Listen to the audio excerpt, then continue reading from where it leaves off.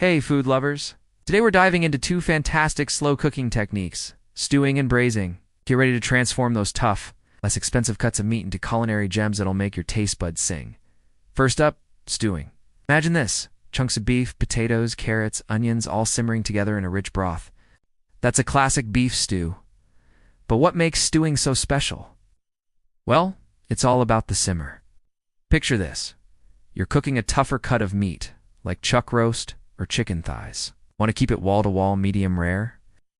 To do that, you'll submerge your ingredients completely in liquid, usually water or broth, and cook them at a gentle simmer. This means small bubbles that rise to the surface and break. No vigorous boiling. The magic happens over time.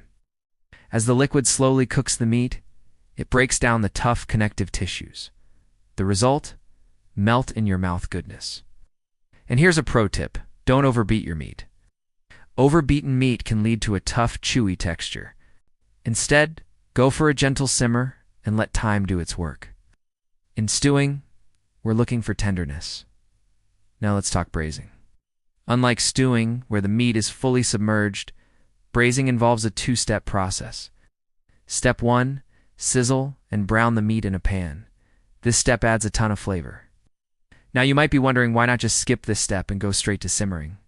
Well, that intense flavor you get from browning the meat, you can't get it any other way. It's all about that Maillard reaction, where proteins and sugars react to create hundreds of new flavor compounds.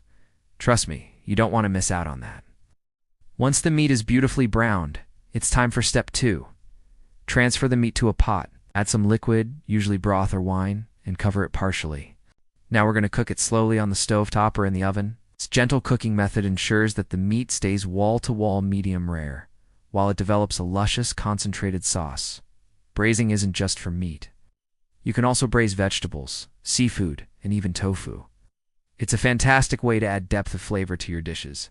Now here's the wonderful thing about both stewing and braising: they're incredibly flexible. If you're in a hurry, you can use pre-cut veggies, and frozen peas and carrots work great. And here's another pro tip: don't throw away that cooking liquid. It's packed with flavor. For a thicker sauce, simply boil it for a few minutes to reduce it. So there you have it, stewing and braising. Two fantastic slow cooking techniques that turn simple ingredients into extraordinary meals. Remember, it's all about low and slow cooking, letting those flavors meld and deepen, and most importantly, enjoying the journey of creating something truly special in the kitchen. Until next time, happy stewing, happy braising, and above all, happy cooking.